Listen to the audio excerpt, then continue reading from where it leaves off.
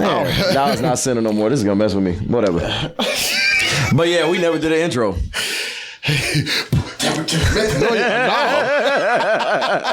You know, I actually had cut that part out. I was going to send it to you to use it as the intro, but then I was like, I don't want to give you because you already told me you didn't really know how to do the intro video cut thing, and I didn't want to give you too much because you're doing a great job with the editing. Nah, but I was gonna do the same thing, but I was just gonna do that. I almost cursed. The butt end of that, the pick it, metanoia or not, and just have the logo and then go into the episode. So whenever you like now. We're about to do the intro, right? And then I'll put that in, and then we'll start. I'm gonna find you. Let's see. I'm gonna find you a couple good clips that you can put because it's a really short stint. It's only like I have all the episodes, 8 seconds or less. No, but I'm gonna give you a couple clips from the episode that you can put that leads up to the logo. Is this part of the intro, or where am I cutting the? Because I said I was gonna cut the intro, and then now we're still talking about the intro. You're gonna confuse me when I'm on the computer. Well, we're already here, so now you're confused. So go ahead. It's making more work. So now that you're confused. All right, let's do it. All right. Here we go.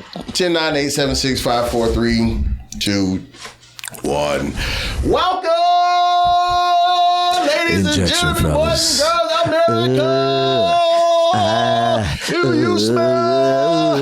Why did The Rock think that was cool? If you smell. Everybody had to have something. It was a gimmick. For the same reason that this was cool. Right. No, but no lie, I was a huge Rock fan. Anyways, yes, we'll get into it in a second. Okay. Pause. Welcome, ladies and gentlemen, to another episode of Metanoia or Null. Thank you for putting up with our shenanigans. Wherever this intro lands, it is here. I might keep it in the middle. We did it. Pause. And we're here.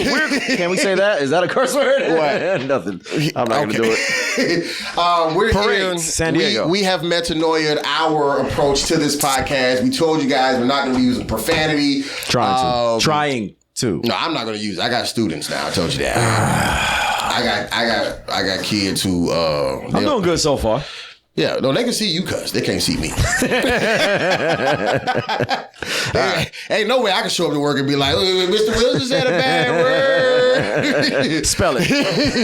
Right, at a Christian Academy. But thank you guys for joining us again. This is the podcast where we want to talk about conversations that either we can rethink or others should rethink, or we all can rethink, because metanoia is the word that means rethink, and that's Greek. What we're here. The Greek word, right. Alpha, beta, gamma, delta, epsilon, zeta, eta, theta, iota, kappa, lambda, mu, nu, xi, omicron, pi, iota. I think that's Latin. I was trying to do the Greek alphabet. Alpha, Bravo, Charlie, Delta, Echo, Foxtrot. I can do the phonetic. But like I said, metanoia is the Greek word for rethink. So if you ever thought about something, that's okay. We're here to rethink about it one more time, at least, to see if we can better ourselves. One more again. So that's what we're here to do, man. Awesome. I had a car with no AC before. Well, actually, no, I take that back. The car did have AC, but people thought it didn't have AC because I never ran it, because I was under the impression that AC burned gas and all that type of stuff. But it's so minute. Right. Yeah. But that's what black people teach you. Don't run your AC, that's burning your gas. But then... Don't drive with your windows down, because that's burning gas too, because of the drag. Right. Yeah. But my shotgun window didn't let down. So the person on that side cooking. I got my window down. It was automatic or a button? No, it was a button. Oh, it just didn't work. It didn't work. Damn. And they be over there cooking. and I remember my homegirl sister, she was in the car with me, she a stud. For anybody saying anything, it was not that type of ride. It wasn't that. But she was like, yeah, they got Freon on sale at AutoZone or whatever like that. And I was like, what's Freon? I didn't even know what that was. She was like, Sonny, you a mechanic too? No. This is when I was in college. Oh, okay, I was like 19 or something like that. Yeah, she was like, what's I was like, what's Freon? She was like, it's for your AC or whatever, like you get fit. I was like, oh, my AC ain't broke. And she was like, so why are we in here so hot? I'm like, I'm not hot, my window down.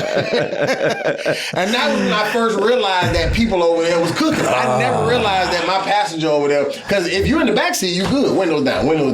Driving, window down. That person over there, I'm to my rotisserie. Right. Yeah, so I learned a lesson, and I started using the AC after that. I didn't have a car with AC until I bought 2013 is when I bought a Nissan, little 350Z. Every car before that had roll down windows. They had one didn't have AC, period, no condenser, no nothing. The other one had AC, but it was broke since I bought it. But I didn't care. It was just for me. It was just for me. That was a low rider too. That was a Ford Ranger that I had hydraulics on, like a pickup truck. Right. I was about to say, I don't know cars like that for you to be throwing names at me. Yeah, they had Cadillac taillights molded in. It was dope. Anyway, I should know what a Cadillac taillight looks like. Why? Because you black? Well, no, my wife has a Cadillac. They're just really long. Yeah, that's a really weird motion to describe. I was just waiting for you to say pause. Anyway, welcome. Metanoia or nah. We never did the intro. No, we didn't. We are doing a podcast right now, aren't we? Thought I was just chilling. Kicking in the green room. Right. Rolling with the homies. You ever seen Clueless? Absolutely. Absolutely. I watched Clueless for two reasons. One, because my sister was watching it, so that's how I got introduced to it. But then when I seen how fine, what's her name? Stacey Dash was, I was like, yo. But you know what? That whole movie had some fine women in it. No. They all did. But I'm saying, but she's what drew me in. Oh. Everybody else got the fine by association. And then every movie after that was high school based, right, they always had fine women in the cast. Right. Up until the point where I was in my 20s or something. I was like, I can't watch those no more because I know they're 20 in real life. I was about to say, but they're playing 16-year-olds. It's weird.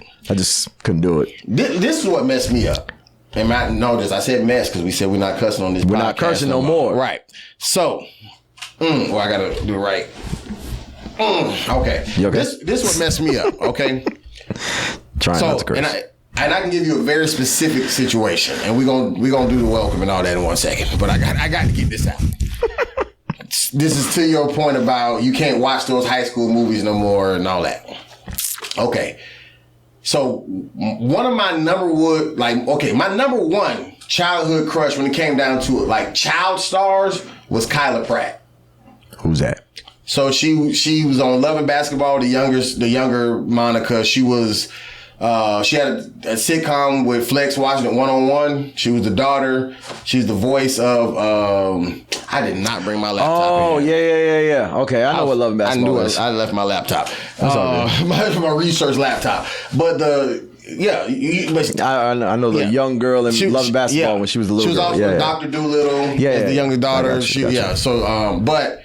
She was my child, especially when she was a teenager on One on One. Like I was crazy about her. I say all that to say, so fast forward to a couple years ago, Netflix brought a lot of those black TV shows back onto Netflix. It was like One on One, The Parkers, all these shows got like 101. Yeah. 106 in Park? One on One. Like One on One. Oh, yes. I thought you were saying 101. No, One on One. Yeah, that was the sitcom she was on. It was about her dad being like a single father and having to raise a teenage daughter type thing. Got you. But so when they brought all these back, I'm now watching as an adult. And I'm thinking to myself, I can't look at her on this show and think about the same mind that I had back then. But not even saying, oh, this girl is fine. I'm saying, but think about, I guess to what you just said, like this feels weird because I remember, because she's technically older than me in real life. You know what I'm saying? Yeah. But I'm now as an adult watching technically a child at the time. So I told somebody that in reference to, is it okay to think about who you was with when you was a teenager while you're an adult? Yeah. It's crazy because you're remembering because that was you at a teenager with a teenager, but now you're both 30, 40 years old, whatever. And your memory of them and infatuation with them is the teenage. Because I don't know them now. Right. And if you saw them now, they look drastically different. Yeah. Drastically. Is that weird? I don't know. That's what I'm saying. Like I think that Comment down below. Is that weird? And don't be weird about it. I think it's only weird if you fully embrace it. I think us questioning it is what makes it not weird because we're not like using it from the spank bank or something. Right. We're not comfortable. Don't do that. We're not comfortable with even like having this type of, you feel what I'm saying? But I feel like if you just like, oh, kinda, you know what I'm saying? When I was 14 and she was 16. One-on-one is back. I like that version of her. And shout out to her. She's very beautiful now. She's had 2 kids. She's been, I don't know if she's technically married, but the guy who she's with and the father of her kid, they've been together for 14 years or some type of longevity situation, whatever. You jealous? You wanted her? No. But I'm jump saying through that TV. No, my ultimate celebrity crush was Nia Long. Sanaa Lathan, bro. See, I was only in love with Sanaa Lathan 2 movies: Love and Basketball and Brown Sugar. But Nia Long had me from Friday and Boys in the Hood all the way to... I was going to say, Nia Long wasn't Friday. That's the first time I remember her playing Michael Jackson mama. In the new movie? Yeah. You saw it? Yeah. What'd you think? Of the movie? Yeah. I thought we already talked about this. I finally saw it. Oh, well, don't try to bring it up now because you caught up. No, because I put a thing on Instagram that said that movie was trash.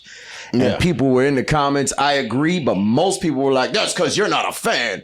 What do you expect to happen? I was like, all they did was complain about I want to go solo, and his dad whooped him. We all knew that.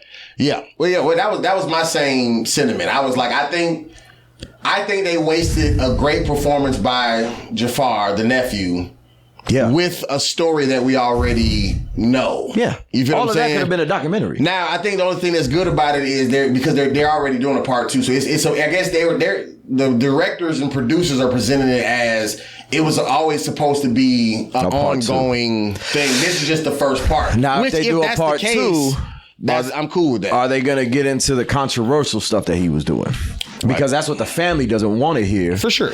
But I wouldn't say the fans, the people that are watching the movie, they're expecting entertainment. Right. And entertainment, whether good or bad, is controversy, is is good for entertainment purposes. It sells, right? Right. Even though we don't want to see the stuff, obviously. We don't want to hear the bad stuff about him because we want to picture him as who we think he is, after his passing, whatever. Right. We want that, but what we're going to see, is it going to entertain us? Or is it just going to be him making more music? Because he has, you remember all those movie music videos that he made? Mm-hmm. Where he turned into a car and all that stuff. That's the same stuff that I saw in the movie, basically. Right. They showed the Thriller video, the behind the scenes. Right. I've seen that before. Right. In real life. Right. You know what I'm saying? I think that, to me, the only thing that I thought was really cool about the movie was, outside of, I thought all the acting was great. I mean, Jafar, the nephew playing Michael Jackson, was... The acting was good. Yeah, but the plot, the storyline. Right. The story. I thought the cast was great. I thought Coleman Domingo as Joe Jackson was great. But I thought the only thing I thought that was really kind of dope was when they showed the scene when Michael went to meet up with the gang members, the Bloods and Crips or whatever, and just how excited they was to meet him. I remember thinking, I thought to myself as I'm watching the movie, if there's one person that I probably would have gotten starstruck by, especially as a child, probably would have been Michael Jackson, only because I remember when Michael Jackson was considered the biggest thing in the world. Yeah. You feel what I'm saying? In real time. Just same thing with Michael Jordan. There was a point in my time that all the MJs were winning. It was Michael Jackson, Michael Jordan, and Michael Johnson, who was a track star. Yeah. And when they had that moment and they would just really blow Michael Jackson is really standing in front of us, I really kind of felt that moment. Everything else was kind of just oh, okay. I never looked at Michael Jackson as the R&B singer of the best of the world. I always looked at Michael Jackson as an icon since I was a kid. Yeah. He was everything to everybody, and then that got pushed on to me. Yeah. I just so happened to listen to his music, watch his videos and all that. Yeah. But he was bigger than I can imagine before I knew what big was. For sure. No, you know what I'm saying? Absolutely. But that specific part of the movie made me laugh, die laughing. I told my wife, who was watching it together, I said, if I was in a room with a bunch of men And we're all gangsters. And just watching a dude in the mirror doing this. And then in the background, like, oh, yeah, get it. Right? Yo, that made me feel so bad. I was like, I couldn't be in there without being like, yo, no Diddy, no Diddy, no Diddy, no Diddy. And I'm talking about, and not just a room full of men. Not just a room full of gangsters, because you gotta think about it. Like Bloods and Crips right now are at peace. Yeah. Y'all are here because we're trying to make a video about peace. So y'all just killed somebody recently, and y'all are like, ooh. Oh man, that whole scene. I died laughing at that whole scene. It's Mike, bro. Like Mike made stuff cool that, bro. You wear one glittery glove. Just think about that. Oh yeah. And then glittery gloves. A grown man, you just glittery gloves are the thing now. And like if you like, people would do that to this day. Like I'm like, that's cool. The glittery glove, you know. Even if you have one glove on, doesn't have to be glittery. Right. What you trying to be, Michael Jackson? Right. You feel now I just didn't take the other one off. I'm gonna tell you who does not get enough credit, and then we're gonna start this podcast at some point. Oh damn, we didn't do this. I'm gonna tell you who don't get enough credit for making stuff cool when they really should be like memes and roasted and all type of stuff. Snoop Dogg. Megan, what cool? Snoop Dogg, especially in his early career, would walk around with barrettes. Oh yeah, but that was a West Coast thing. No. In his hair. Yeah, that was a West Coast thing. Or a curly perm or whatever. And listen to me. What are those and clip the girlier his hairstyle was, the more terrifying he looked. Yeah. It was like, yo. Because if you're looking at him like, why would a grown man wear that? Something is wrong with him. Bro, on Baby Boy, when he rolled down that window to do that drive-by, and then he had the fresh candy can. I'm like, yo, he about to kill. Man. He looked like an old stud, yo. Snoop Dogg should have. Anybody else who does this, they get roasted for their life. It was not, but it's a West Coast thing, bro. I'm telling you. Then I'm saying, what other West Coast rapper you know stood on that in their career? No, not stood on it. None of them. Snoop did it. Nah, but NWA was doing it too. The Jerry curls. That's a Jerry curl. All men wore Jerry curls. I'm talking about the perm. Yeah, I know. And not he had like two Pippi Longstocking joints with barrettes on the end. Right. Yeah, not because you a pimp. He got the little third grade girl hairstyle. With the first day of school. I'm about to go play, but it's gonna last 2 weeks. And he's saying, I'm talking about murder was the case that they gave me. I'm like, bro, Snoop don't get enough credit. Yeah. And then now he be cooking shows with Martha Stewart. He doing the torch at the Olympics. Like, remember when he was Snoop Lion? You're right, but I'm saying, bro, Snoop is. I'm not even joking. He has to be in the top 10 most influential. I'm talking about most famous people in the world. Yeah, because of his influence. He's influential. Bro, he is the standard of what a gangster was and still is to this day. But he's not doing gangster stuff no more. Yeah, like he still a Crip to this day. But I said that whole sentence without cursing, and I'm so proud of myself. Because I'm thinking, let me say this slow. Because I know I'm about to blah, blah, blah, blah, blah. It's really more hard for me not to be calling all of these people the N-word as as I'm going about it. That's more hard than is that a curse word? It's not about it being a cuss word. I got students now, man. I can't. Oh yeah, you're right. At some point, they gonna put together Rudy and Wilson type of YouTube, and they gonna be like metanoia or nah. What is that? So I gotta. Hopefully they don't catch the first 12 episodes. You know what? Let's do the intro, and I'm gonna stop it here. It's gonna look weird. I'm gonna put the intro in the front, and then we're gonna come back to this spot. I almost killed the elephant. Oh my goodness. So what was I supposed to be going back to after the intro? I have no idea. Okay, yeah, we've talked about so much. We were talking about Michael Jackson. Then we was talking about.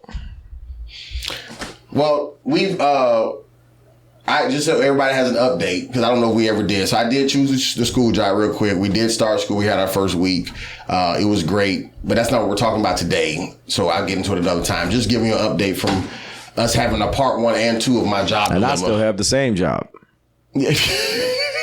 for the last 2.5 years. It's going all right. And there's nothing wrong with that. Nothing wrong with that at all. You had a student come to our show last night. I did, and he enjoyed it.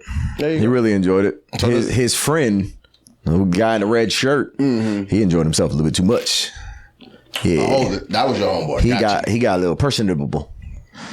That's a word today. Yeah. Mm-hmm. Yep. Seems like you need to be in my class. After August, what is it? Before August. I'm trying to tell you. Oh, man. But yes, anyway. So I guess, especially since we're using that whole first half of the episode, we can just go ahead and get into the topic of discussion. I don't even know how long we've been talking. You ain't got no. I can tell you. Oh, It's been, so I'm trying to run it an hour. It's been 22 minutes. Oh, we good. We got 40 minutes. All right. 30 already. Exact. Unless we're going part 1, part 2, this one again. No, I'm tired of that parting. By the way, I was going to tell you, technically, it's not the same episode. It's technically, it would technically be like, if episode 10 was a part 1 and 2, it would be episode 10, part 1, and then episode 11, part 2, because it's part 2 of the title, not the, you feel what I'm saying? The episode is just the next episode. The title is the part 2. So it's episode 10 is We Like Bricks, paper. Mr. Wilson, are you complaining right now? Part 1. No, I'm educating. This is what I do. You're an educator, all right. And then episode 11 would be We Like Bricks with part 2. Off-white bricks. Yeah. So White I'm not saying you have bricks. to go back and just hit a lick change it for 50 but we're more gonna bricks. technically have hit 100 episodes, but not with how you count it. Shout out to the homie Felix for putting that in my head. Bricks. All white bricks. all creased bricks. All greased bricks. Iron out your bricks to make them flat bricks. But yes, so I had 2 topics in mind. Lego. But because we have rambled so much, I can really only remember one. So, so this is what I was going to talk about. Okay. One thing that we definitely have, 2 things at this point we have in common is outside of being black, married, all that type of stuff. I'm saying as far as things that we do is, one, we're both comedians, and then we're both educators. We both teach, right? Both of those are, just say, like, you're serving somebody else. Like you're doing something for somebody else's benefit, whether it's making them laugh or teaching them a skill set or how to read and write, whatever the case may be. Mm-hmm. So you're in a position, Pauls, that people need you, or they need that service that you provide. Pause. Right? Pause. And I'm getting better at the pause game. And if you ever decide to show up and not provide the best service for whatever reason, then those people that just say that hurts them, right? So even like us as comedians, we can be selfish and be like, oh, well, we didn't make them laugh, but that's their fault, whatever. But at the end of the day, like, if I paid to go to a comedy show and I didn't laugh, that's a problem for me as a consumer. You feel what I'm saying? Yeah, or if I you. go to school and I don't learn, even if it's just, a trade school, anything, and I didn't learn it, that's going to be a problem for me. But it's one thing if you're just a bad teacher or a bad comedian, whatever like that. But let's say you are able to give your best, but you don't give your best because of personal things going on in your life or whatever the case may be. You failed those people. So I say all of that to say, what is your mindset or thinking when it comes down to,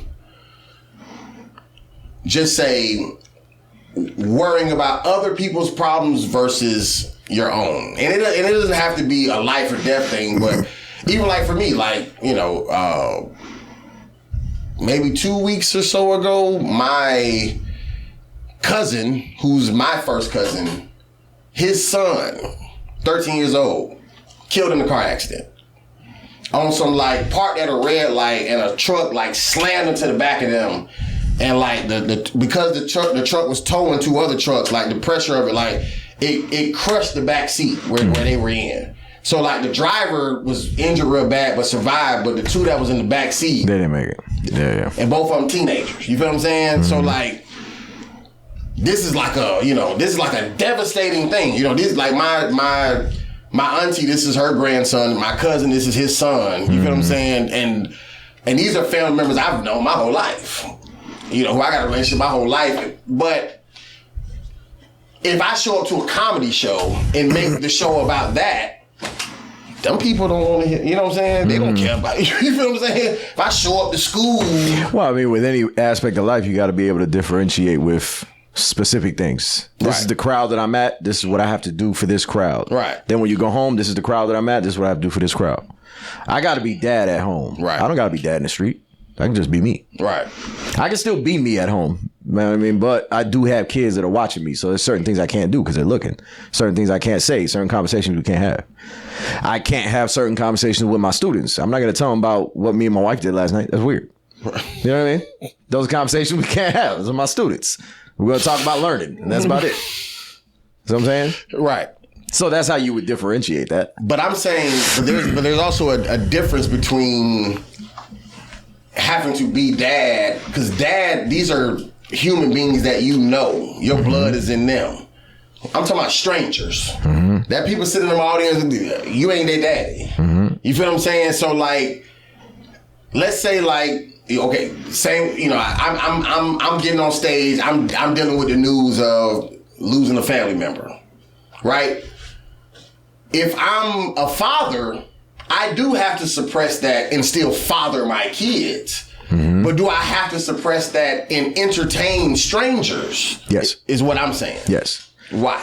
Because those strangers have nothing to do with your personal life, and that's your personal life. When you go on stage and you're telling your personal life and it's making people laugh or they're enjoying your stories, that's one thing. But if you go up there and just start crying and complaining or spilling your emotions and you're not there for the entertainment of that venue is for laughter. That's what that's for. Right. If you're not going there to make them laugh, they're looking up at you like, why aren't you making me laugh? I don't want to hear about this.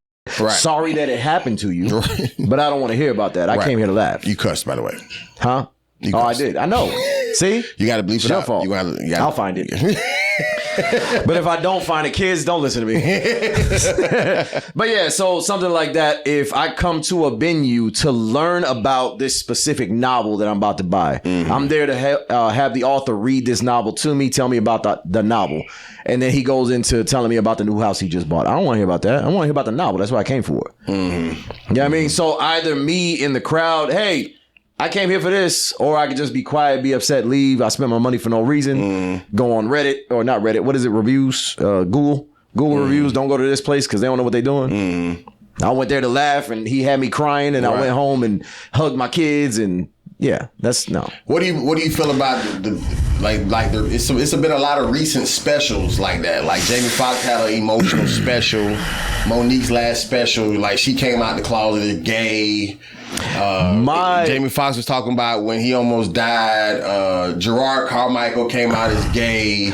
I think Andrew Schultz. I didn't actually watch his yet, but I remember him talking about because he's talking about Life. Huh? Life. The last one he did was Life. Was he talking about the in vitro that him and his wife did? Is that the one he's talking about? Yes. Yeah. So I'm saying like so a lot of people have been and like with me, the Jamie Foxx and the Monique and Gerard Carmichael one, none of them like they all like I respected like them being vulnerable, but as far as like humor, it was little to none. I didn't like those because I expected something else. I didn't see Andrew Schultz, so I don't know whether his was funny or not. But I'm saying those three, it wasn't that much humor. So I'm saying, like, what about using a special to? So if I am a comedian, stand-up comedian that tells jokes on stage, right? then I go see that stand-up comedian. I'm expected to hear that. I should be expected to say this to my crowd. Right. Ali Sadiq's one of my favorite comedians, and he's considered a storyteller. Right. But I know that when I go see him or I watch his special, I'm going to get stories. Mm-hmm. I'm going to be in my emotions, good or bad, whatever, because that's what he does. Right. If I go to somebody like you, if I'm coming to your show and I'm expecting crowd work, because you're crowd work king, that's what you're known for. No, I'm a storyteller. And then I go there. And then you start telling me a story about how you just lost your job and your car broke down and, you know, everything's going terrible in your life. I'm going to leave. I don't want to hear that. I came here for crowd work because that's what I'm expecting from you. Now, if you want to change that, change it, but it can't be drastic. It's got to be slow. I'm slowly turning into a storyteller because as a fan, this is why I'm a fan. If you just immediately change it, I'm not a fan of you anymore because I was a fan of this, not that. I'm not a fan of you as a person. I'm a fan of you as an entertainer. Right. See what I'm saying? But think about how many entertainers, you know, crash out in some kind of way, whether it's... Everybody has it. I mean, we're all emotional. No. I'm talking about like a permanent crash out, whether it's like drug overdose, whether it's a, you know, whatever the case may be, because you have to, when you're known for this, you just have to be this. You feel what I'm saying? And so whatever you are dealing with as a human... To your point, like, we don't care. You feel what I'm saying? Like, you can be president of the United States, anything. Like, you don't know if this person dealing with depression, their wife hate them, they losing family members. Like, we don't know, you know, you don't know these things. And, like, you just, you know, pastors, whoever, like a teacher, principal, counselor, comedian, like, you know, performers, like, when you're going on tour and it's a stadium full of people... I remember briefly kind of seeing this like documentary thing. I don't even know what I was watching or how I was watching it, but it was with Katy Perry. And it was at the time when she was dating or married to, I think his name is Russell Brand. He's an actor. I know who Russell Brand is. He's the British guy. Yeah. Very political. Extremely political, always wears clothes. Stop cussing. Dark hair, with like kind of. Yeah, Russell Brand. Yeah. I just because I'm also thinking of Russell Crowe. Russell Crowe right, was Gladiator. Noah or whatever. So she was married, but they were going through like some real, like a lot of marriage problems with her, and they was showing like her like in the dressing room, like she just can't pull it together, just crying, and it's now time for her to like start getting dressed because it's time for you to get on stage. It's the same thing as a job. No, but what I'm saying is, but a lot of people call out on their job. I'm saying she has a she can stadium. call out. She's already at the stadium. This is in the dressing room. Give them their money back. People are already here, and her team had to literally help her stop crying. Pull it, and Katy Perry wear illustrious stuff like it's all type of color wigs, whatever.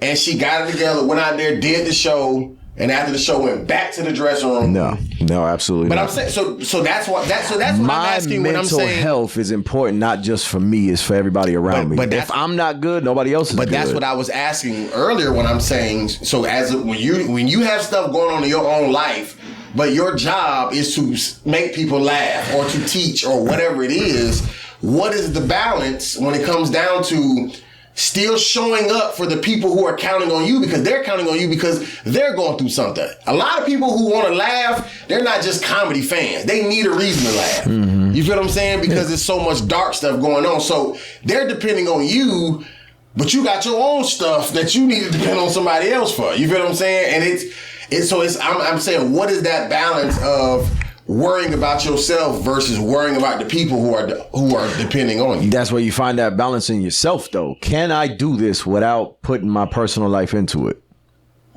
If I can't, I shouldn't show up. I should tell everybody cancel the show before I even go. But what if you can, but you know, as long as you on coke or something? Because that's what a lot of people.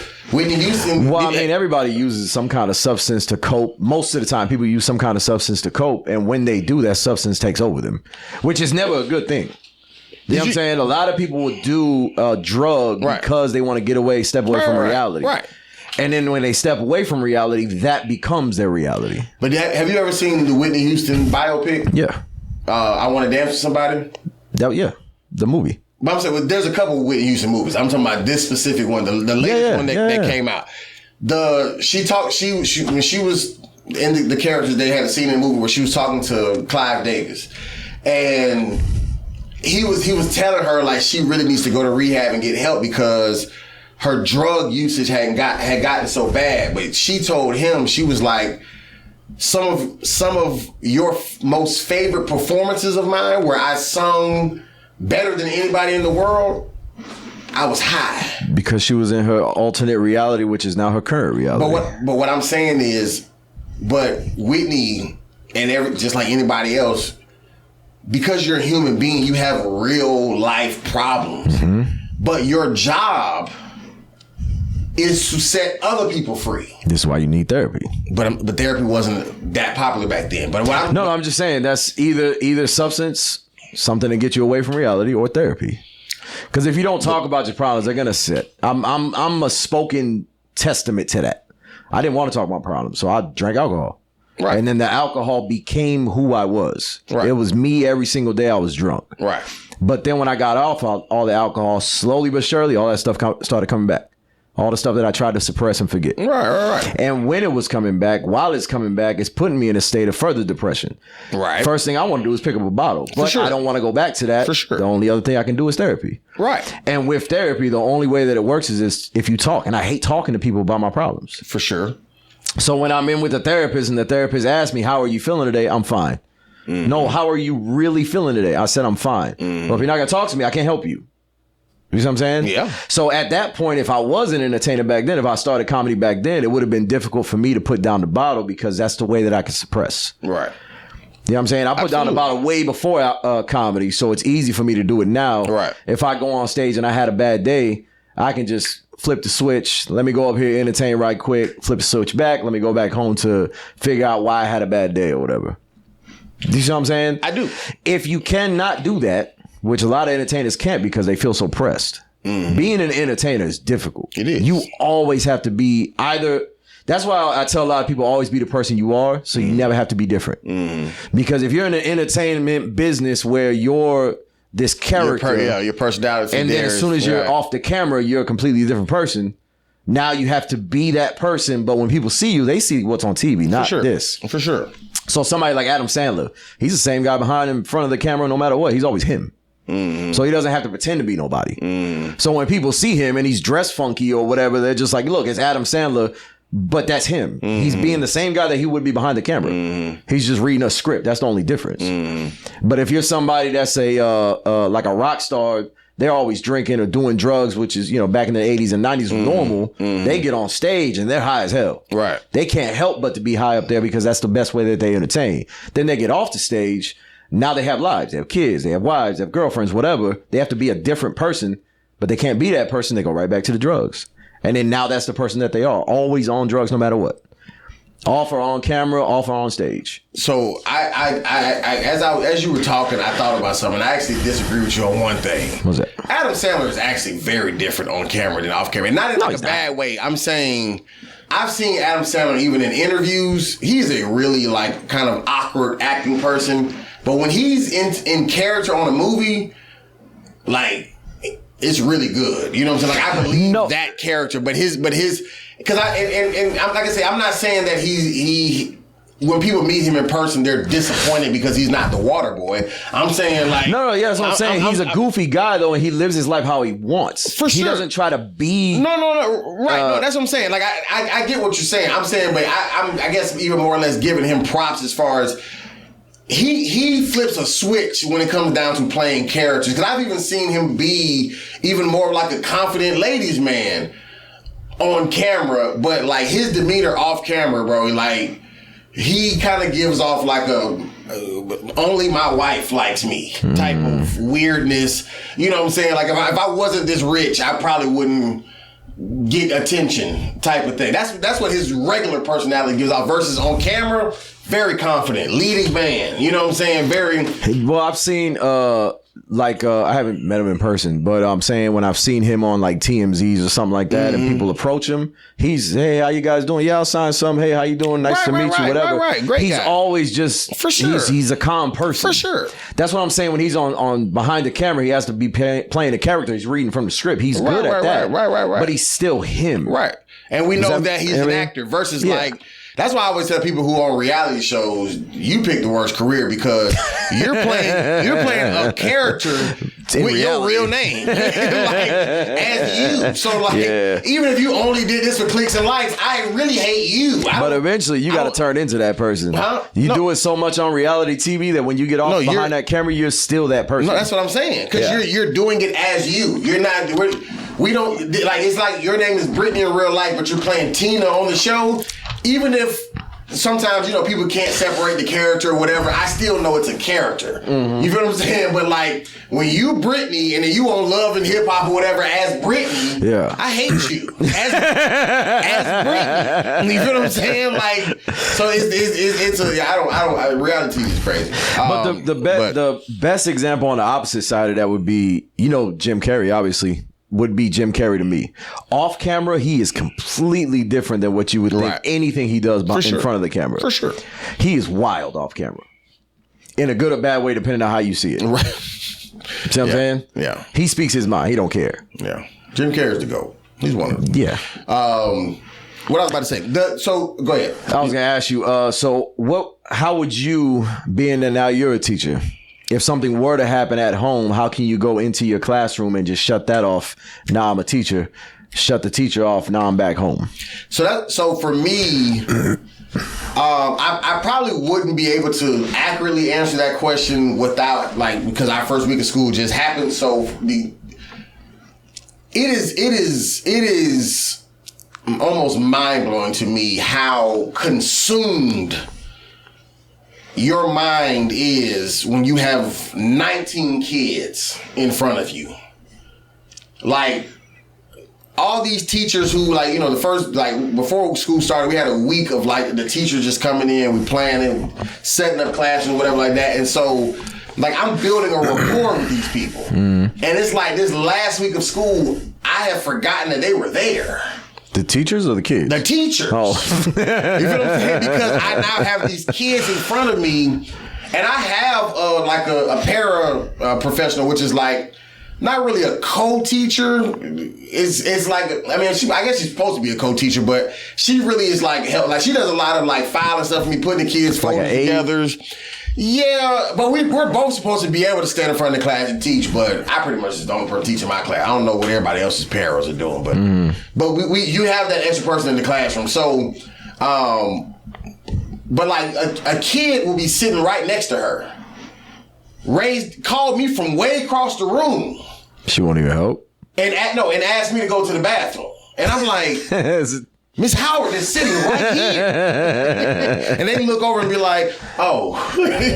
Like, so, I mean, all I hear, 1,000 times a day, Mr. Wilson, Mr. Wilson, Mr. Wilson, Mr. Wilson, Mr. Wilson, Mr. Wilson. But, like, these kids are just so drawn to me. So I say that to say, when I'm with them, I don't even have a chance to think about anything else. Not even the other people that's at the school. Yeah, I got you. You feel what I'm saying? Because once again, if I'm dealing with a bunch of adults, there's different rules. Like, cause when I'm with the kids, I can't even have my phone out. You feel what I'm saying? I can't check text messages. I can't scroll social media. I can't. So there's.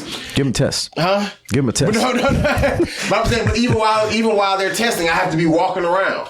Because our classrooms have cameras with sound. Like, we're not allowed to just be sitting down at the desk and like I literally have caught. They want you to be active. I literally pulled a hamstring in my sleep because my legs are not used to just standing all day long. Yeah. I'm on my feet all day. We go to recess, I'm on my feet. We in the classroom, I'm on my feet.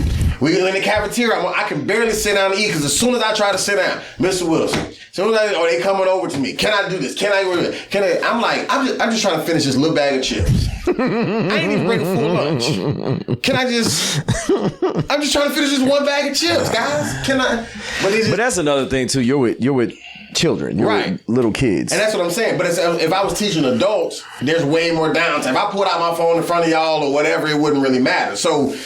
But I've also had to have that same type of mindset with comedy. Like, I realized, like, yo, if I show up, especially with me doing crowd work, I don't know if I've ever said this on the podcast, but I feel like I've told you about, like, you go to asking people questions enough, somebody gonna give you a real answer. How was your day today? I was contemplating suicide earlier this morning.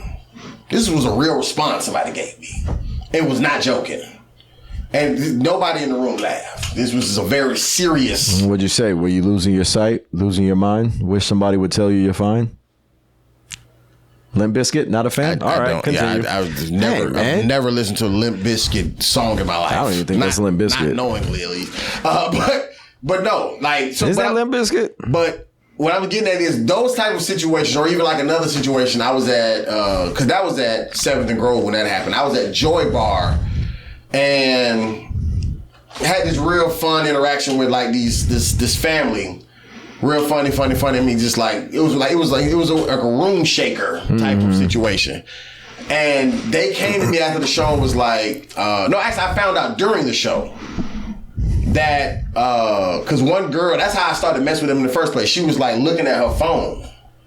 And I'm like, dang, like, you know, like you just gonna scroll Instagram or whatever I said, you know, scroll through Tinder, whatever I said, like while I'm on stage or whatever. And she was laughing. She was like, no, like, you know, like my dad just died yesterday, like, you know, or our dad. It was his brother. It was her brothers and sisters and the mom, the dad's wife. They're like, oh, he just died yesterday or whatever. And I just was looking at his pictures or whatever. But the room shaker thing or whatever happened after that moment. But I'm saying these type of moments made me realize, oh, as a comedian, they need you. Because they came up to me after the show saying like, man, we really needed this laugh. Like the last day or so has been really dark. Because it might have not been yesterday, but it was definitely within like the last 3 days or something. It was very, very recent. You believe laughter is the best medicine? The best? I mean, I don't know if it's the best, but I mean, definitely top. It's on the Mount Rushmore. I believe laughter is the best medicine for anything, any situation. If it's the worst situation that's happening in your life and somebody can make you laugh, genuinely laugh. For sure. Make you feel, because laughter is a good feeling. For sure. Nobody's like, it sucks. Right. You know what I mean? When you're actually laughing, you're cheerful, you're joy, all that. Right. That's the best thing that can happen. That's why. Yeah. I mean, I agree. I think. No, I'm saying that's why that family came up to you and was like, yo, we needed this. Yeah. But I'm saying, so when I have stuff going on in my own life, those type of moments resonate with me. You feel what I'm saying? You also laugh. Like you enjoy the interaction back. Right, for sure. So if they're making you laugh, that's same thing. Yes, your therapy. For sure. I mean, honestly, to me, I can honestly say, bro, like God has blessed me with the gift of crowd work that allows me to be able to have those laughs, because me laughing at something that's happening in a moment, I didn't know this was going to happen. So I can genuinely enjoy it. Versus like, okay, I know when I say this punchline on this joke, I know this is when it's gonna hit. And sometimes I would even laugh then, just even at certain people's reaction to it, especially like, you know, somebody take off running or spit their drink out or whatever the case may be. But and then teaching, I've been thinking to myself all week, like, this is a blessing in disguise, because I'm telling you, these kids they will remove your mind off of anything. Like, and from the time that you show up to the time that you leave. Now, you may think about it when you leave, but because you realize that these kids ain't in the best situation themselves. You feel what I'm saying? Like some you can tell how they dress, like their parents are doing okay. You know what I'm saying? This your third pair of Jordans I've seen this week. And this is the second day of school. You know what I'm saying? You see me in the same pair of shoes. Yeah, right. You had to carry your book bag. Some kids be showing up with their nice shoes like, yo, can I change my shoes before we go outside? I ain't trying to mess these up. You know what I'm saying? So, but then there's some kids, same shoes. Whatever we do. Toe hanging out. Whatever we do. You feel what I'm saying? Like, these, like, so it's a... So do you think it's a, not primitive, is it primitive? Whatever in your mind that you're thinking, these are kids, it just happens that way because they're kids. Because whenever I'm around a group of adults, my head is constantly doing this. Everybody's a threat. I don't know why, it just happens. But if I'm in a group of kids, I'm free. Right. I'm chilling. For sure. Nothing's going to happen to me. I'm more here to, if something were to happen, correct it. Right. That's how my mind is now working. Right. No matter if I had the worst day, I get a group of kids together, automatic switch. Yeah, I don't know if I've snapped like 17 times this episode, yo. Hey, I don't know what's going on today. Hey, went to Jersey. Hey.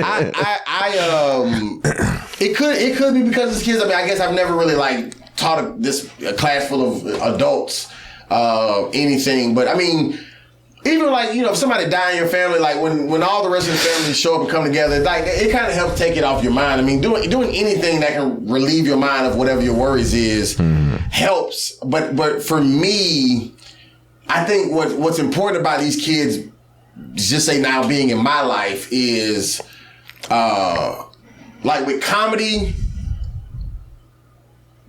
I'm showing up suppressing what's going on in my life for people who I'm never probably going to see again.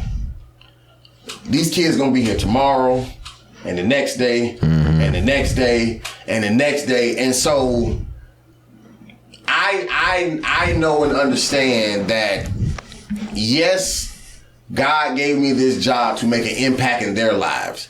But to truly make an impact, there's some type of sacrifice you have to make.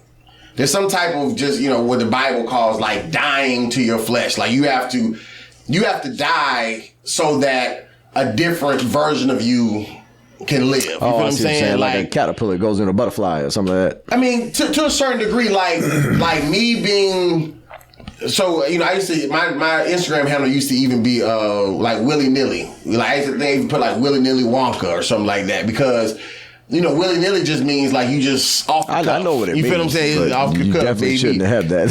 Now you're snapping. Look at you. But I'm saying, like, it was a thing that I kind of stood on, because I like to just be spontaneous in life, spontaneous on stage, whatever. But you can't do that with kids, as well as with kids who are a little behind. Like my kids are in 2nd and 3rd grade, but they all don't read and write on the 2nd and 3rd grade level, or even it's one thing if like you wrote on your grade level and you just need help getting to the next grade level. You need help getting to your grade level. You feel what I'm saying? Like, yeah, there's just a level behind. That's all. So and some of them are. I'm not even joking. Like I got some 2nd graders that probably like writing skills, maybe like kindergarten, like last day of school kindergarten. Like whatever you've accomplished in kindergarten, you've learned it all and mastered it. But and you're now ready for 1st grade. Like, and some people don't. You know what I'm saying? I got you. So and then we have to submit lesson plans and stuff. So I'm all of this makes me realize, like, whatever I'm going through as a teacher, I'm gonna say times Look at the board. Times working at the school, I think it's going to equal a lot of growth. PEMDAS. Right. It's going to equal a lot of growth, like when it comes down to my character, my leadership, my development, because it's one thing to entertain other people while you're going through something, but it's a difference when you're serving other people while you're going through something. Because serving other people, it takes the element of you out of it. Because I'm 36 going on 37. I've been rocking with God my whole life. Anything I've ever been through, it may have sucked at the time, but it eventually became okay. So at this point, you got to just grow up and know that's going to happen again. But with these kids, if you don't show up for them right now, by the time they're your age, it's going to be monsters on this earth. You feel what I'm saying? Like, because you got to think about it. One of these kids going to be, professional athlete, a teacher, it could be anything. Like everybody who's a stripper, a doctor, or anything right now, you are in somebody's elementary school. I hope not. You feel what I'm saying? I'm saying, but you were in somebody's elementary school. I got classroom. You feel what I'm saying? Yeah. So all of these kids are going to be something, and God forbid, but it's just reality. Some of these kids may die young. You feel what I'm saying? From gang violence, anything. You feel what I'm saying? And I'm talking about just the kids in my class. I'm saying the youth of today. Yeah. You feel what I'm saying? So if you have a chance to make an impact on 19 kids out of the whole world, it's like, can you even afford, especially kids that are behind? You feel what I'm saying? Can you even really afford to worry about problems of your own, especially if you know that it's going to be okay? Now, I think there may be a totally different conversation for people who have a lot of things going on in life, and maybe they don't have, just say, a foundation in God or some type of foundation that they know that that's the cycle of life. You go through things, you come out of things. You go through things, you come out of things. That's why, and one last thing, that's why I don't even really bury people with my problems, because it's like, it ain't a person on this earth who ain't going through something. You feel what I'm saying? Yeah. So it's like me just complaining, especially when I know that everything is going to work out in some capacity. It's like I might as well help somebody else work out in their capacity, because I've lived long enough to know that God got me. These kids don't know that. You feel what I'm saying? And so through these 9 months that they'll be with Mr. Wilson, that's what I have to do for them. Because next year, the second graders will probably still be with me. With the third graders, you on to the next one. You feel what I'm saying? So in the beginning of that, you said that you have to not worry about yourself and worry about them. But when you're not with them, you can then worry about yourself. For sure. So I'm saying, so you always have time for you, and you need to take that time for you. Like even with me, with my wife, I need time apart from her to get to me. And she needs the same. Then when we come together, we have whatever we have together. Then when the kids come in, we have whatever we have together. Right. Then when I separate from her and the kids, I go to school, I have whatever I have with these students. And then the next week I have new students. Right. It's a whole different, like it's always something different, but I always need time for me to figure out me. For sure. But with the teaching aspect, because it trickles down. If you don't take care of you, it's gonna show without you realizing. For sure. But I'm saying, but with the teaching aspect, you're always thinking about the kids, because even on the weekend, I have to prepare for Monday. You feel what I'm saying? Like, so it's a cycle that I'm realizing early that, once again, that's why, and you know, like I said, I know you don't rock with the Trinity, but you talking about the Matrix? She was cool. This is why I always. My advice to people, if you want to know what I've done and what I'm doing, is like, there's a scripture somewhere in the Bible. If I had my laptop, I would have looked it up. But it says something to the degree of about casting all of your cares on God, because he's going to take care of you, et cetera, et cetera, et cetera. Could be misquoted a little bit, but the casting the cares on him is the accurate part. The et cetera, et cetera, et cetera. It's definitely not in there. Right. It's a bunch of ETCs in there. But I lean on that, because, like, of course, you know, like, if rent is due, the human side of you may hustle, let me get this money, whatever. But then there's a lot of times things happen in life where you realize, okay, like, God, I'm gonna just put this in your hands, because I don't even really know how to handle this. But so with me, it's easy for me to show up for these kids because I have God to lean on. Like, I'm not, and I got to say this carefully because I got students now. I don't. You see how hard that is? That's what I'm doing this whole time, not cursing. No, because this ain't even a cuss word. This is about context. I'm talking about that. I don't. So, you know, on a daily basis, I drink milk to keep my bones strong. Gotcha. And I don't drink milk. I don't drink milk. Drink milk is because you're lactose intolerant. All right, that was wrong. I should have used something else. Apple juice. Oh man, I drink apple juice. Apple juice gives me on a regular basis to the bathroom too. I don't know why. I use apple juice on a regular basis, but I don't use apple juice when I'm going through my problems. You feel what I'm saying? So you're not relying on it. Right. Yeah. So, like, for me, I take my problems to God. I just drink apple juice because I like apple juice. Yeah, it's good. You feel what I'm saying? You tried the grape? No, I just drink apple juice. Yeah, grape apple juice is good. Yeah, no. You don't drink apple juice. No, I would if it was grape. Yeah, we drink grape, but I drink apple juice with Felix. Got you. It doesn't have to be grape. The guava apple juice. I consume apple juice, but anyway. So I'm saying, so for me, it's more of a God thing for me, which is why I can show up for somebody else, is what I'm saying. Like, so my metanoia suggestion, once again, Jared may say something different because he don't really rock with the Trinity. but and that's okay, because Jared's a good guy. He has a lot of Christian principles about him. He just, he was taught wrong. He was at the wrong church. He gonna realize that he was doing it God's way this whole time. But I would suggest that number one, if you don't rock with God, definitely don't lean on the substance. You know what I'm saying? Like I wasn't pointing at you. Take it back. Don't lean on the substance. You know what I'm saying? Like you don't want because that type of stuff it can take you down. Especially if the problem never gets better, then you're staying on that path. But if you are willing, just say, to rock with God or believe in God, you grew up in church a little bit, your grandma took you to church on Easter, whatever. I would say just try that.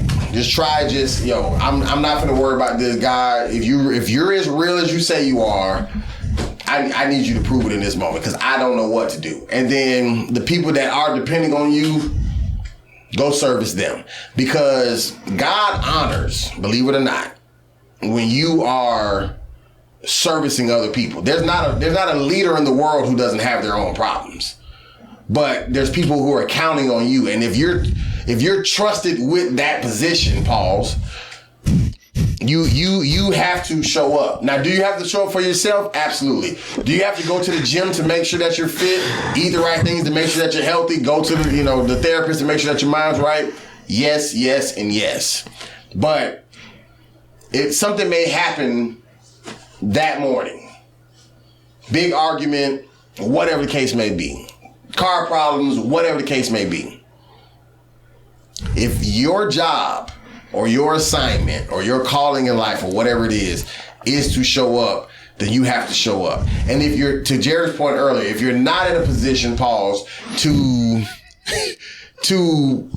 show up, it's okay to step back from that leadership position, unless you're a parent or something, then you gotta figure it out. But to step back from that leadership position, get yourself together, get more grounded, get more, rooted in God, and then go back out there and serve. But you do not ever want to stand in front of people, whether it's comedy, whether it's a classroom, and not provide the service that you showed up to provide to those people. Because, and I'm talking about, if it's a failed attempt, that's one thing, but it's a difference if you're not giving it your all because you can't get out of your own way because of what you got going on. That's not fair to them, and that's not fair to even you, who was trusted with that assignment that can take you to the next level. So. And if you're a student of Mr. Wilson's and you go to the class and he yells out, everybody pull out your pencils, I want all of you in unison to yell out pause, because that would make me feel better. Okay? And then tell him Mr. Jerry said pause. Man, are you okay with that, yo? Your kids are gonna watch this and be like, why you keep saying pause? So what you don't know is my kids are... And if you're the parents of those kids, tell your kids to go to school and do what I just said. Right. So what you don't realize That'll make me feel great. My kids are Negroes, right? They say pause already? No, but they say, hey, yo. Hey, yo. All the time. So you're actually late to the party. I've actually had to ban the Ayo in my class because I know what it means. Oh, that's and we're funny. not gonna do this in here, okay? So y'all stop with this Ayo. Hey, yo, what do you mean we're not gonna do this in here? Because I kept hearing, hey, yo. Say it again, see what happens. I'm gonna make you write Ayo 1,000 times. Oh, man. That's Say it funny, again. yo. For real, I be hearing stupid, anything like that. I'm cutting it out. Teaching got all those R&B and hip hop mannerisms and words. Yeah, man, it's so fun. I was doing a whole lesson on good manners with my kids.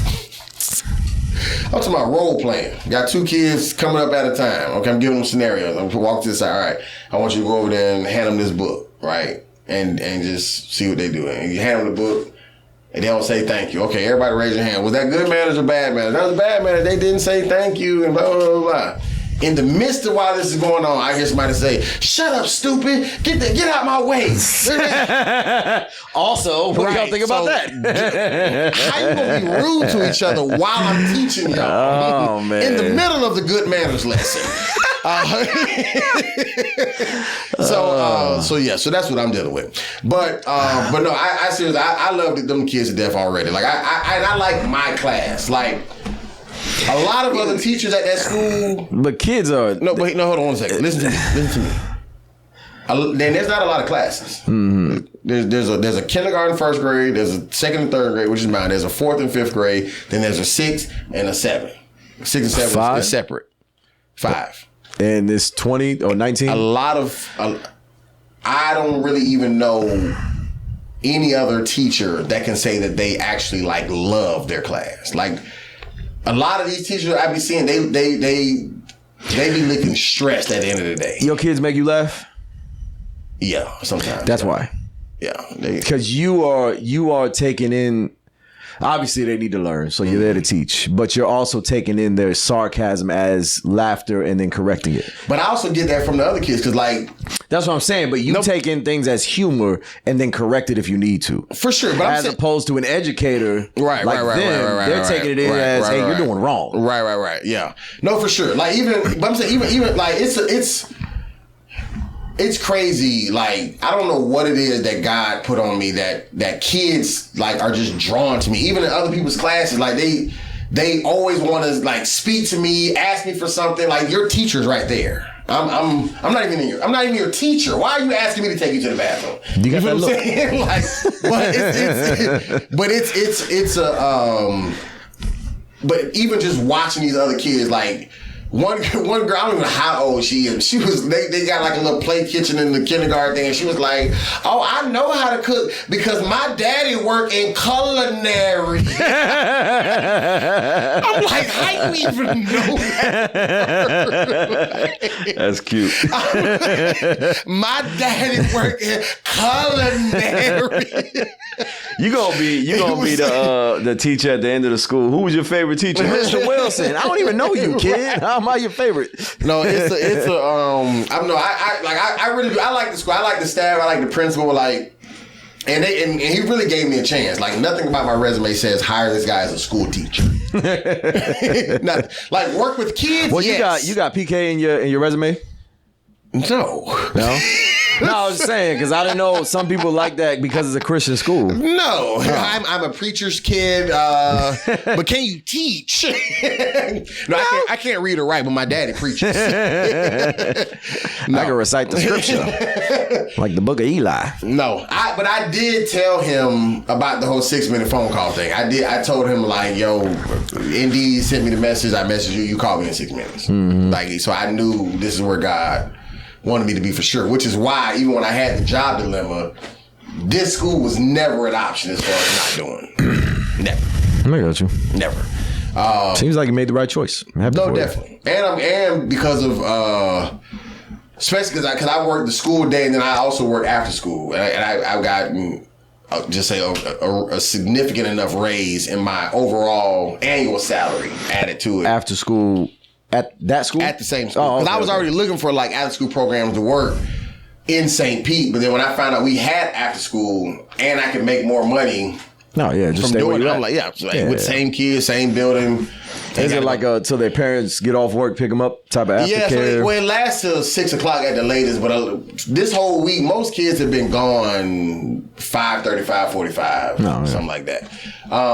But yeah, it's this, and then they also have like the flag football team and stuff they got me helping out with the older kids. Mm-hmm. So the highest is 7th grade, right? 7th grade, yeah. Mm-hmm. But it is this is one more thing too. Are they big? 7th grade? This is what I was getting ready to say. Where we at on time? We're at an hour and 11. So we can wrap this up pretty soon. But so kindergarten through 3rd grade, which is what I got, are like puny for some reason, like tiny. Like I got a 3rd grader who has a brother who's in kindergarten, and they're the same height. And it's not because the kindergartner's tall. Like they are puny. Yeah. But then 4th and 5th grade and 6th and 7th, 4th and 5th grade are huge. And then 6th and 7th, man, this kid's taller than me. In 6th and 7th grade? In 6th and 7th, I'm talking about boys. And I don't know if it's because they got held back, and I don't know. That's supposed to be seniors. But even if they are 14 or whatever, man, it is some big kid. Bro, like, did you just drive up to the school? Right, man, it is. Even some of the girls, like it's some girls that look like they legit 5'7" or something. You know what I'm saying? Yeah, like tall girl. Yeah, like 5'7", 5'8", like.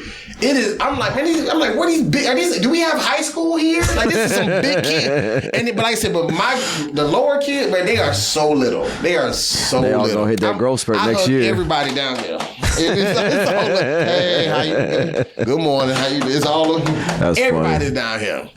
But yeah, it's a Yeah, it's and then they do the flag football. Is it by age or by size or by weight, or is so it it's technically for the older kids, so like the 6th and 7th grade. But there is one 3rd grader in my class that they gonna let play because he definitely not as big as the middle schoolers, but it's flag football. Hands. But he is athletic though. Mm-hmm. Like he played Pee-wee football or whatever. But he's like a natural athlete. He's just young. But but the coach wanted him to play. So I don't know if he's gonna go out there and shine because once again these boys is big. And it's flag football, so I don't mean like hitting him, but I'm saying like even just speed, athleticism, jumping. You know what I'm saying? Like it may being able to catch and make touchdowns. So he may just kind of just. But if nothing else, I think the experience may just at least help him be better as he continues on in sports. Because if you're playing with older kids, you'll naturally be more advanced than kids your own age. You feel what I'm saying? So I think if nothing else, it'll at least help him with that. And he's also one of my best students. Like he's academically, you mean? Academically, because we didn't do like full-blown academics until this coming Monday because we were like easing them back in. But even as far as academically, but even just behavior, you know what I'm saying? Like he's got manners and stuff already. Ever. There's never a time I'm having to correct him. That's what's going on at the house. Then they probably check him there. You feel what I'm saying? So like he's so the coach. The head coach for the flag football came. He's also the PE coach. He came to me and was like, "Yo, man, like, you know, how's this kid in your class?" Oh, I said because he's like we got class job. He's my line leader. I'm like, no. I said, I don't never. This is whatever you need from him. You got it. Like I don't ever have a problem about him. Ever, not one time. I'm talking about almost every other kid in that class. Even if they're a good student, I've had to correct them on something because like they may be good in class, but then if we're in line, they get around the wrong person, they may start to never chitter chatter. It ain't a person in that class that will make him, you know, have to be corrected as far as you know what I'm saying. So I think it'll work out good for him. But either way, for sure. Yeah. Hopefully y'all learned something from this episode because we hopefully we didn't. This wasn't a Jamie Foxx special where we just told you about how we almost died. And that's what even with this podcast, we got to show up. We got to service the people. You know what I'm saying? And people, because we sometimes we get like 48 views on our 34 views. I appreciate it because I know. I don't know. I appreciate one. You feel me? Like, no, we need more than one. No, I'm saying I appreciate it. No, we need more than one. But y'all only give us one view. I ain't gonna appreciate it. I'm appreciate it. Thank you, one person. Give me money. Nah, because the one person might scroll. Give me money. It might just be accidentally scrolling. That one person could be Elon Musk. Be like, yo, I want to give you guys $100 billion to make this real brick wall. Then he won't be the only one person that's watching. He would invest. So you guys have one view. I feel sorry for you. Let's get it to 2. I know people. Elon Musk. Is that his real name? Elon? I don't know. Okay. I don't care. Is that short for something? The Elijah one. Elonica. Alanica. Is that a South African name? Elonica Muskie. All Anyway. right. Well, shout out to y'all. Thank y'all for tuning in, for being here with us, blessing us with your presence. Yeah, but always remember, before you go, take care of yourself before you try to take care of others. If you don't take care of you, others will suffer around you.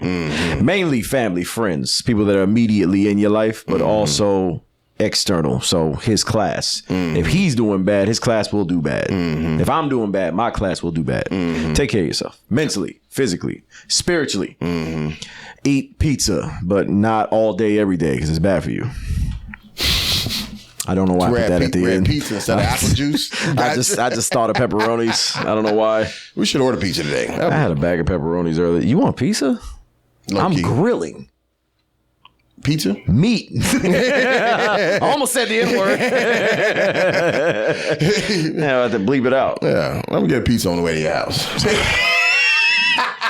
You know what I hate? When people show up to a cookout with food that's not for a cookout. Right. I just It's like, yo, I'm about to show up and he show up with a bag of McDonald's. Like, yo, I'm cooking. Right. If you show up with a side, I understand. That better be a bag full of fries. Damn it. Yeah. Anyway. Cussed again. All right. So let's get out of this. Damn it a bad word? Huh? Damn it? That's a bad word? In second and third grade, it is. No. If one of my kids said that, they going to the press. Dag nabbit. What if they said that? Because what Dag gummit. I got one kid. I'm not gonna say his name. I'm gonna tell you offline, only because it's not my child. So I ain't talking people's name. And he has a very specific name. So it's not many of him these names in the world. So he'll be easy to find. But boy, I know for a fact he don't talk that well, but I know for a fact he cussed one day sitting next to me because he was like, I'm like, wait, what you just said? And he just looked at me like, I know, okay, so you did just say what I thought you just said. Like, I'm not hearing it. Right. I heard it. Oh, okay. I'm not hearing stuff. Right. I heard it. Okay. Because I know between all that little impediment you got that word out. That's funny. Clearly, because I heard that. You be acting like you can't say other stuff, but you cuss clearly. I learned those before I learned how to count. Right. So, yeah, shout out to my students. Shout out to my school. Shout out to his school. Shout out to his students. My students can't come to our shows. His students. Mine can. His students can come. There was one there last night. But hopefully, we're supposed to be doing like a Christmas play or something. And I pitched the Christmas play I did at my church. So hopefully we choose it. At your school? Yeah, at my school. Oh, okay. With the students. It's called Jesus is Having a Birthday Party. Isn't that what Christmas is? Yeah, well, that's what it's supposed to be. No. You know, that's the whole joke behind the play. So hopefully they let us do it because it's actually really funny. And I would be interested to do it with children. That would be because it was mainly adults. There was like a couple kids in it, but it was mainly adults. Like playing the parts? Playing the parts. Yeah. Oh, yeah. Having the kids play the parts. Yeah, having the kids play the gotcha, parts. gotcha. Yeah, it would probably be pretty funny. But so hopefully they choose. So, anyways. At this point, this is the rambling portion of the podcast. So that we always do at the end for some reason. Anyways, so shout out to y'all. Thank y'all seriously. Please support us. Like, comment, subscribe, and most of all, please share this if you do like this podcast. If you don't like it, at least just do all what I said at least once and then never show up again. But give somebody else a chance to like us, okay? My name is Rudy of all. My name is Rudy Wilson, but my social media is Rudy of all trades. That is Jared with a G. His social media is Jared with a G comedy. On all social medias? Yeah. On all social media. And our Instagram and YouTube and Spotify channels are Metanoia all or Nah. Metanoia or Nah podcast. You type it in, I guarantee you we're the only one. So you won't be able to get confused with us and somebody else. Yeah. METANOIA. ORNAH. ? Podcast. What sound does T make? I'm a teacher, guys. All right. So, yeah, shout out to y'all. Thank y'all, seriously. This is Metanoia and our podcast. We out. Deuces. What is that? What? Hi to yourself? Hi to.